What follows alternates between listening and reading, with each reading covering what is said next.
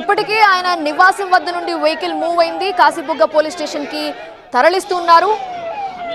Arrest చేసినప్పటి దృశ్యాలే మనం చూస్తూ ఉన్నాం. ప్రస్తుతం సీదిరి అప్పలరాజు నివాసం వద్ద ఎలాంటి సిచ్యువేషన్ ఉందో వివరించడానికి మా ప్రతినిధి శ్రీనివాస్ సిద్ధంగా ఉన్నారు. శ్రీనివాస్, ఏంటి పరిస్థితి? పెద్ద సంఖ్యలో అక్కడికి ఆయన అభిమానులు, వైసీపీ కార్యకర్తలు వీళ్ళంతా కూడా అక్కడికి చేరుకున్నారు. కుటుంబ సభ్యులు ఏం చెప్తున్నారు? ఎస్, మరి కాసేపట్లో కాశీబుగ్గ పోలీస్ స్టేషన్ కి సీదిరి అప్పలరాజు చేరుకోనున్నారు. ఇప్పటికే ఆయన సొంత వెహికల్ లోనే ఆయన్ని తరలిస్తున్నారు. ఆయనతో పాటు అతని భార్య కూడా ఉన్నారు. అలాగే ఒక అడ్వకేట్ కూడా తీసుకొచ్చారు. అడ్వకేట్ కూడా వెళ్తున్నారు. మరి కాసేపట్లోనే ఆయన కాశీబుగ్గ పోలీస్ స్టేషన్ కి చేరుకున్నాను. అక్కడ విచారణ చేయనున్నటువంటి పరిస్థితి. మొత్తంగా ఇటు కార్యకర్తలు, అభిమానులు కూడా ఆయన్ని ఫాలో అవుతూ భారీగా వెళ్తున్నటువంటి పరిస్థితి. అయితే ఈ అదుపులోకి తీసుకునే క్రమంలోనే ఇంటి దగ్గర ఒక ఉద్రిక్త పరిస్థితి అయితే నెలకొని ఉంది. పోలీసులకు కార్యకర్తలకు మధ్య కొంత తోపులాట కూడా జరిగినటువంటి పరిస్థితి. కారు ఎక్కించే క్రమంలో కూడా కొంత అడ్డుపడ్డారు. కారు సీట్ లో కూడా కూర్చొని కార్యకర్తలు అడ్డుకునే ప్రయత్నం చేసినప్పటికీ కూడా పోలీసులు వాళ్ళందరినీ కూడా కట్టడి చేసి ఆయన కారులోనే, సీదిరి అప్పలరాజు కారులోనే ఆయన్ని పోలీస్ స్టేషన్ కి తరలిస్తున్నటువంటి పరిస్థితి. ఏదేమైనప్పటికీ కూడా ఒక ఉద్రిక్త వాతావరణం అయితే అక్కడ నెలకొంది. పెద్ద సంఖ్యలో కార్యకర్తలు చేరుకున్నారు.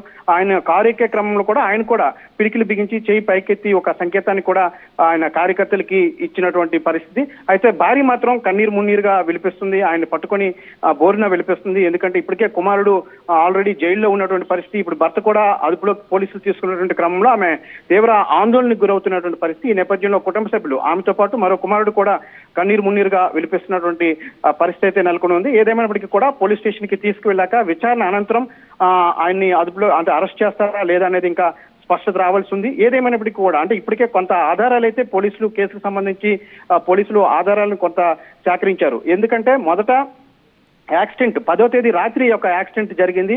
అక్కడ కాశీబుగ్గ ఇండస్ట్రియల్ ఏరియా సమీపంలో ఈ యొక్క యాక్సిడెంట్ అనేటువంటి జరిగింది. కుమారుడు ఈ యొక్క బైక్ తో ఢీకున్నట్టుగా కేసు నమోదైనటువంటి పరిస్థితి. అయితే ఆ రోజు ఆరో ప్లేస్ లో అతనికి ఫ్రెండ్ ఇంకొక అబ్బాయి సిద్ధార్థ్ అనేటువంటి వ్యక్తిని తీసుకొచ్చారు. ఆ అబ్బాయే డ్రైవ్ చేస్తూ యాక్సిడెంట్ చేశారని చెప్పేసి ఈ యొక్క సీదిరి అప్పలరాజు ఆ విధంగా చిత్రీకరించారని చెప్పేసి పోలీసులు కేసు నమోదు చేసినటువంటి పరిస్థితి. అయితే అది పోలీసులు కూడా మొదట సిద్ధార్థే యాక్సిడెంట్ చేశారనే పోలీసులు కూడా కేసు నమోదు చేసి సిద్ధార్థ్ పేరునే కేసు నమోదు చేసినప్పటికీ కూడా ఆ తర్వాత విచారణలో భాగంగా మరుసటి రోజుకి కేసు అంతా కూడా మలుపు తిరిగినటువంటి పరిస్థితి.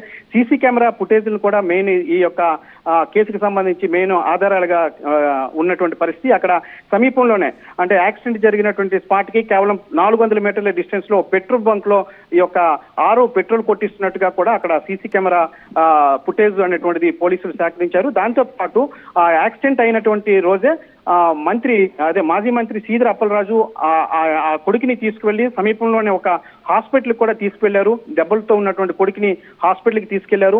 హాస్పిటల్లో కూడా కారు దిగుతూ హాస్పిటల్లోకి తీసుకెళ్తున్నటువంటి విజువల్స్ ఫుటేజ్ ను కూడా పోలీసులు సేకరించారు. ఈ కేసుకు సంబంధించి అవి కీలకంగా మారాయి. ఈ నేపథ్యంలోనే కేసు మరుసటి రోజుకే ఈ యొక్క కేసు మలుపు తిరిగింది. ఈ నేపథ్యంలో టీడీపీ కూడా ఆరోపణలు గుప్పించడంతో వెంటనే మరుసటి 2 రోజుల అనంతరం ఆదివారం, శుక్రవారం యాక్సిడెంట్ అయింది. ఆదివారం అబ్బాయి పోలీసులకి కాశీబుగ్గ పోలీస్ స్టేషన్ కి వెళ్లి లొంగిపోయినటువంటి పరిస్థితి. ఆ తర్వాత అబ్బాయిని రాత్రి వరకు కూడా పోలీసులు విచారించి ఆ తర్వాత వైద్య పరీక్షల నిమిత్తం పలాస సిహెచ్సికి తరలించి అక్కడి నుంచి జడ్జి ఇంటికి తీసుకువెళ్లి అతని దగ్గర హాజరుపరిచి అనంతరం జడ్జి రిమాండ్ విధించడంతో అంపోలు జైలుకి తరలించినటువంటి పరిస్థితి. అయితే ఈ నేపథ్యంలో ఈ కేసు మొత్తంలో కూడా సీదిరి అప్పలరాజు సాక్ష్యాల్ని మొత్తం తప్పుడు దీనిగా వెళ్లారు. సాక్ష్యాలను కూడా తారుమారు చేశారు.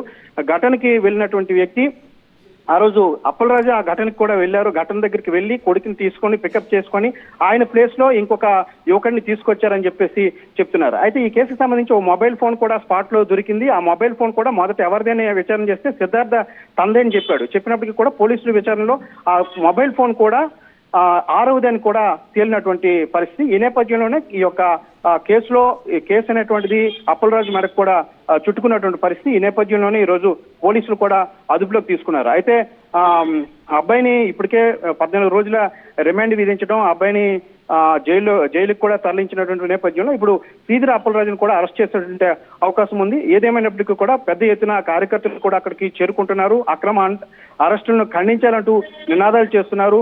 సీదిరి అప్పలరాజు జిందాబాద్ అంటూ జేజేలు కొడుతున్నటువంటి పరిస్థితి. ఏదేమైనా ఒక ఉద్రిక్త పరిస్థితి అయితే నెలకొని ఉంది. పోలీసులు ఇప్పటికే ఈ కేసుకు సంబంధించి ఇప్పటికే పలు సెక్షన్ల కింద అప్పలరాజుపై కేసు నమోదు చేశారు. దానికి సంబంధించి ఆధారాలు కూడా సేకరించే పనిలోనే ఇంతవరకు కూడా ఉన్నటువంటి పరిస్థితి. ఈ నేపథ్యంలోనే ఈ రోజు అప్పలరాజును కూడా అదుపులోకి తీసుకుంటున్నారు. అప్పలరాజుతో పాటు పోలీస్ స్టేషన్ కి అతని భార్య, అదేవిధంగా అతని సోదరుడు, అడ్వకేట్ కూడా వెళ్లారు. ఇంకా కార్యకర్తలు కూడా ఇటు ఇంటి దగ్గర నుంచి పోలీస్ స్టేషన్ కూడా కార్యకర్తలు భారీగా తరలి వస్తున్నటువంటి పరిస్థితి. పోలీస్ బలగాలను కూడా భారీగా పోలీస్ స్టేషన్ దగ్గర బందోబస్తుగా మోహరించినటువంటి పరిస్థితి. అడిషనల్ ఎస్పీ, అదేవిధంగా డిఎస్పీలు అంతా కూడా అక్కడే ఉన్నారు. ఈ యొక్క విచారణ చేపట్టిన అనంతరం ఒకవేళ అరెస్ట్ చేసేది ఉంటే వైద్య పరీక్షల నిమిత్తం పలాస సిహెచ్సికి తరలించి వైద్య పరీక్షలు చేస్తారు. ఆ తర్వాత జడ్జి ముందు, అంటే కోర్టు టైం కూడా ముగిసిపోయిన నేపథ్యంలో జడ్జి ముందు ఆయన్ని హాజరుపరిచేటువంటి అవకాశం ఉంటుంది. అయితే అరెస్ట్ చేస్తారా లేదనే దాంట్లో మరి కాసేపట్లో స్పష్టత వచ్చే అవకాశం అయితే ఉంది.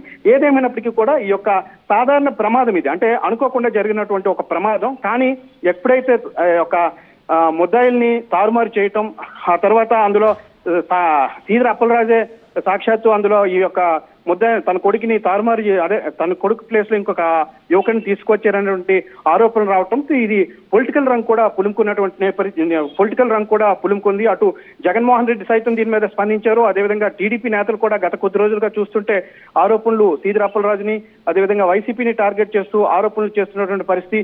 ఈ రోజే సమాచార శాఖ మంత్రి, గృహ నిర్మాణ శాఖ మంత్రి కూడా జిల్లా పర్యటనకు వస్తూ ఈ రోజు ఎవరైతే ఆ రోజు 6 యాక్సిడెంట్ లో మృతి చెందినటువంటి గొర్రెల కాపరి దానయ్య ఉన్నాడో ఆయన ఇంటికి, పలాసలో ఆయన ఇంటికి వెళ్లి కొంత 5 లక్షల రూపాయల ఆర్థిక సాయం కూడా అందజేసి వాళ్ళకి భరోసా ఇస్తూ పరామర్శ కూడా చేసినటువంటి పరిస్థితి. ఏదేమైనప్పటికీ కూడా ఇప్పుడు ఇది పొలిటికల్ రంగు కూడా పులుముకున్నటువంటి నేపథ్యంలో ఒక ఉత్కంఠ భరితంగా ఉన్నటువంటి పరిస్థితి అయితే ఉంది. Right Srinivas, thank you for joining.